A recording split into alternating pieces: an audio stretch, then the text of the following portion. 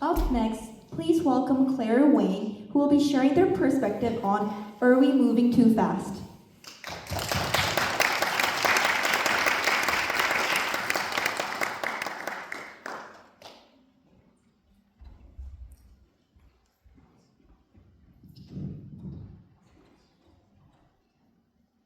People tell me I sound like their grandmother.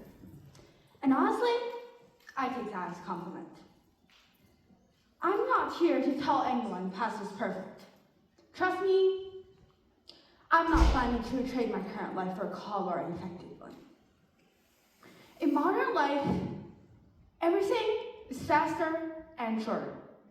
In a way, you could call it efficient. But if you look at it from a long-term perspective, that efficiency is exactly what's destroying us and our future. So what should we do?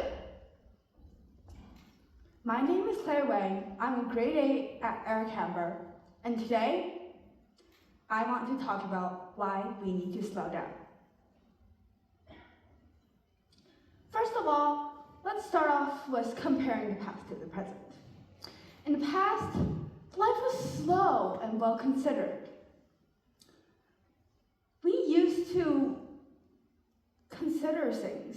We used to connect with each other. Now, we make split-second decisions with barely any thought, often jumping to the conclusion. Back in the 1800s, people would sit through 3-hour debates for fun. Now, when we watch a movie, we often pull out our phones because we don't have the attention span. Back in the days when people did this, they're most likely comparing two different things. Now, well, Gen Zs and Gen Alphas, you know what I'm talking about. It's just 6, 7. It's just one viral video of a kid at a basketball game, and suddenly, well, the English language gets replaced by 2 simple numbers that aren't that simple. In fact, a 2019 study in the journal World Physicianity explains that our online brains are physically changing, making it harder and harder for us to stay focused.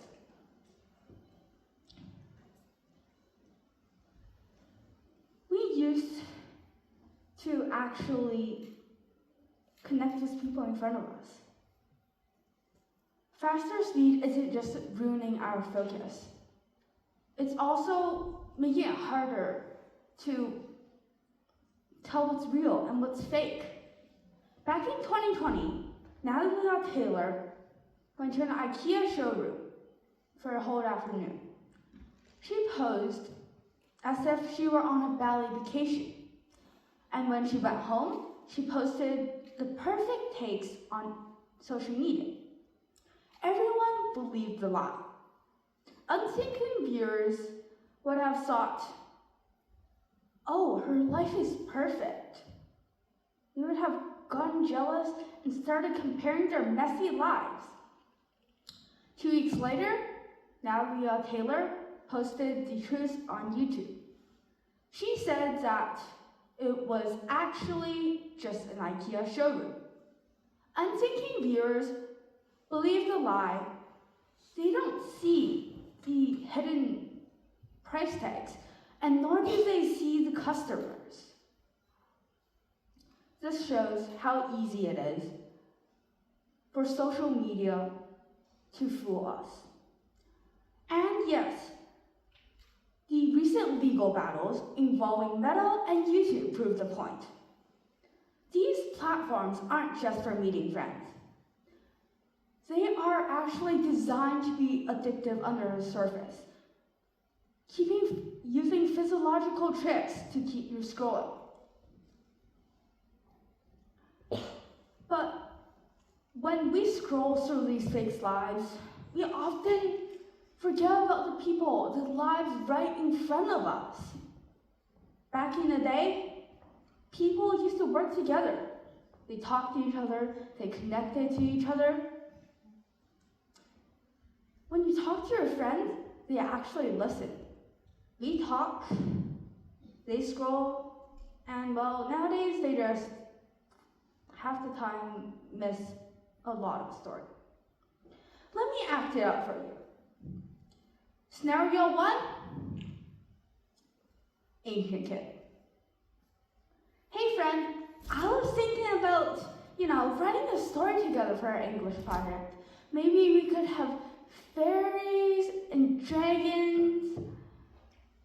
But dear friend, are you still following my wandering thoughts? Scenario 2, modern kid. Oh yeah, you're yapping about your dream about zombies, right? Bro, just stop being that already.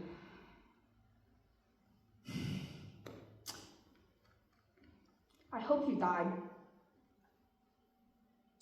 People used to take on actual risks. They used to go hiking, skiing, swimming, kayaking, do speech maybe. Nowadays, we just take virtual challenges. Virtual challenges, well, they don't provide risk, if any at all. You don't sweat, you don't get bruises, you don't really take challenges. But when we are sitting through these comfortable lives, we forget about challenges and what the definition of being a human being actually was. Robin Sharma is a Canadian author. He once said, as you step into the uncomfortable, what was once the unknown and frightening becomes your new normal. This shows us that we should embrace what we fear. Take on new challenges. Challenges will always be challenges if we don't embrace them. You have to challenge the challenge. But we aren't just throwing away how easy it is to tell what's real and what's fake. We aren't just throwing away how comfortable comfort zone actually should be. We're actually throwing away things that were supposed to last forever, like our belongings and friendships. Think about that grandmother you walked past on the street the other day. She was holding 3 fully packed bags of groceries. If she fell and tripped over, how many people would have gone up to her and helped her? And then how many people would just have walked past, still scrolling on their phones, no idea that she had even fallen over, or even that she was even there. But look even closer. We used to have 50 real friends. Now, we have 500 digital friends. We used to have a full heart. Now we have an empty heart because we traded thinking for scrolling. We're missing the heart of the story because we're so busy skipping to the end that we're missing the most important parts. We're missing what everyone should value. We aren't just making a generation that has forgotten how to use its own brain. We are throwing away things that should have lasted forever.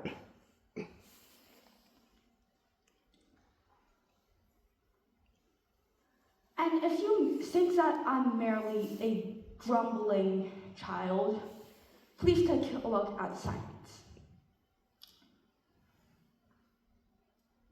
As long as recorded history could tell us, there was the Flynn effect.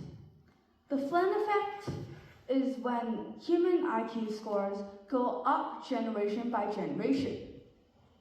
But recent research by neuroscientist Dr. Jared Cooney-Horvath explains that our IQ scores are actually going down. People born after the 1990s are testing lower than their parents. Why? Because of the invention of phones. We have traded syncing for scrolling. We have traded the hard-earned pride of learning for the easy win of an algorithm. And yes, if you don't believe me, all right. But for those who do, you might be asking, so what should we do? I'm not proposing a revolution. I say that we should consider the slow and take on the old ways, like reading a book before bed. Research shows that if you simply take a walk outside every day, your mental health and mood will improve. Don't sleep with your phone beside you. And, well, walk to school or work or wherever you want to go. I'm not suggesting you should go out there and get a horse from the farm. Of course, you could do that, but that would sure get a lot of attention from neighbors. What I'm saying is, be a good ancestor. Be the good ancestor that plants the seed that not only lasts, but also lasts and grows. And yes, say I sound like a grandma all you like, because being a grandma isn't just about the age. It's about having the soul to stay present while everyone else is going through 60-second trends. And if being that one anchor means that I sound like a grandma, call me Nana Claire, because I sure hope that I sound like a grandma, and you are welcome to join me. Thank you.